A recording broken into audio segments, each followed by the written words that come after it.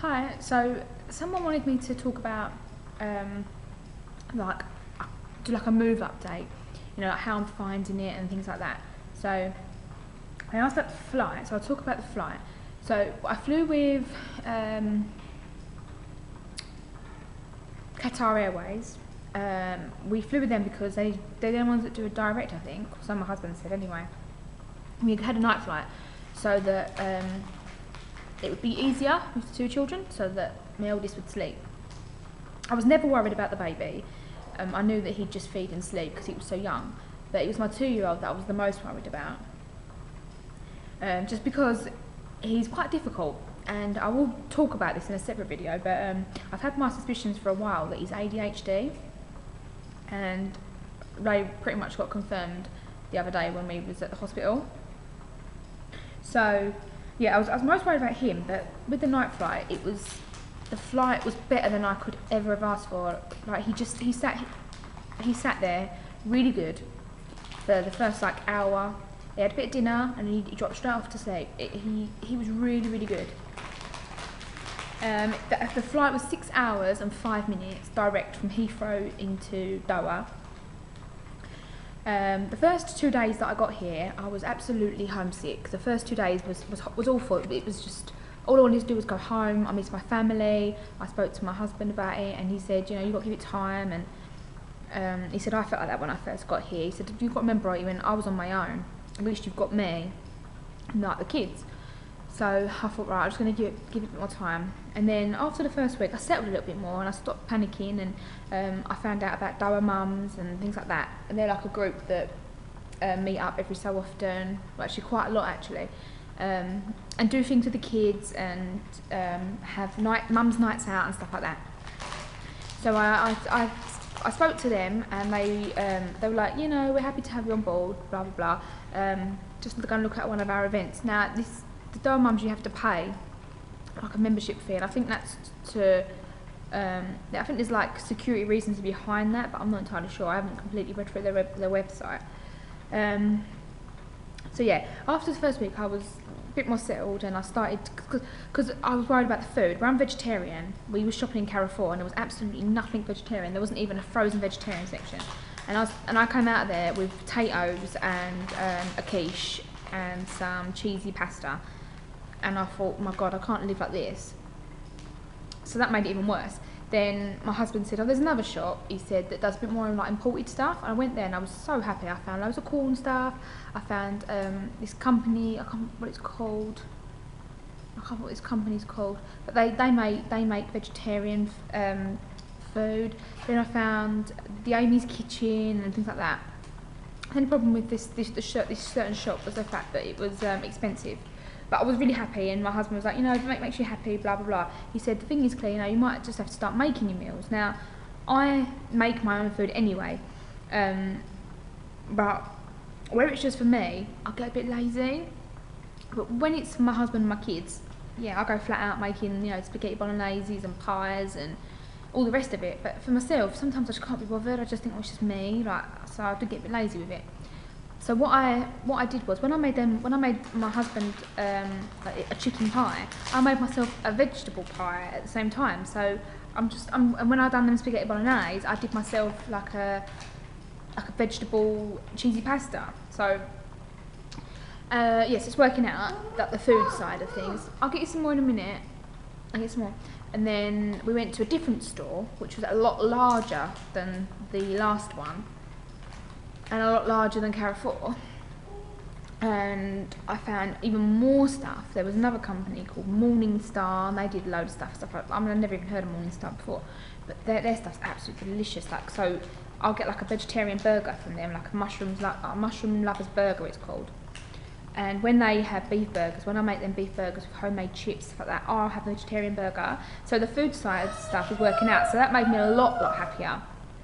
I'll get some in a minute. So that made me a lot happier, the fact that I found food to eat.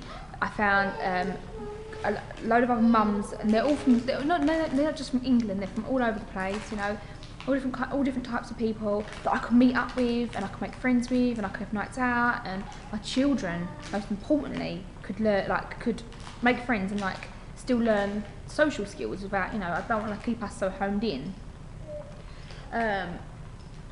The flat is massive. If anyone's seen the flat tour, then you'll know it's quite large and like it's very spacious, especially the living room. Like the bedrooms are pretty standard sizes, and bathroom, kitchen's fairly large, and the living room's really big.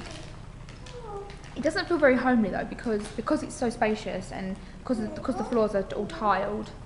I'll get you some more in a minute. Because they're so tiled and it's really like echoey, it doesn't feel very homely. Sometimes I feel a bit like I'm in a hotel. Sometimes that's the feel it's got. The street, like the area the bit we live in, it's quite run down. What I'll have to do is I'll have to do a bit more filming on the outside. They're building it up. There's so much construction. Yeah, there's so much construction going on over here.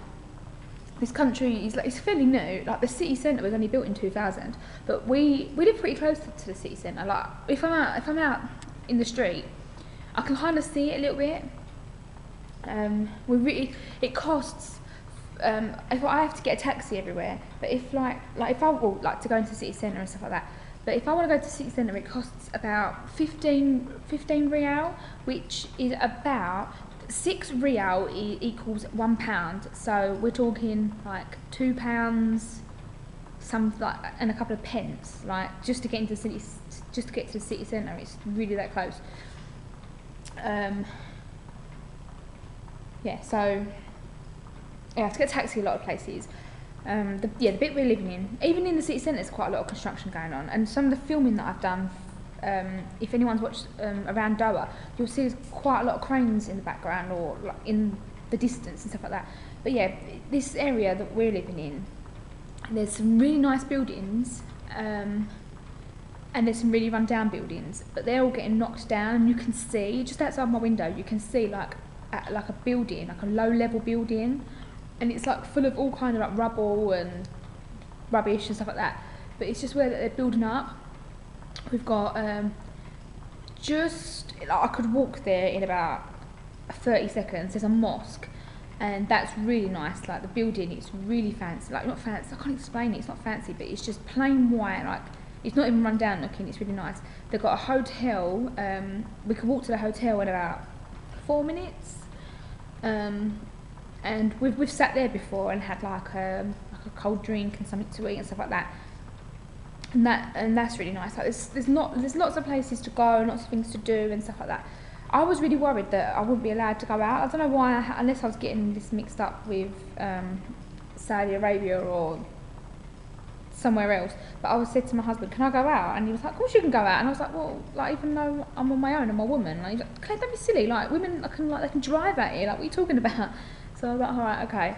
So I've been out a few times to the shop and to the city centre and things like that. So things are like definitely falling into place for me out here, like with the mums and slowly getting some my way around. And we might get a car as well. We're not sure.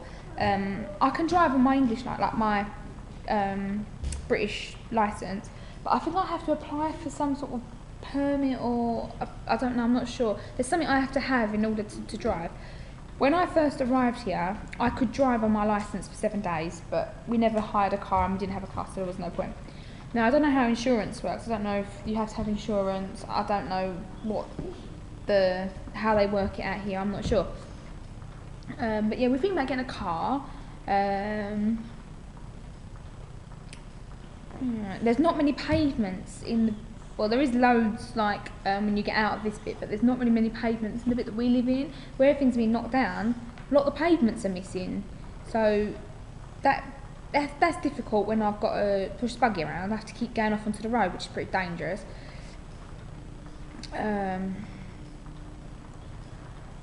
But sometimes I miss home a lot, more than I thought I would. I knew I'd miss home because I've moved out before and I kind of missed, being part of my family and things like that. But I think I miss them even more just because I know that they're not like a car ride away or a walking distance. I think I miss them a lot more. But it's definitely getting easier.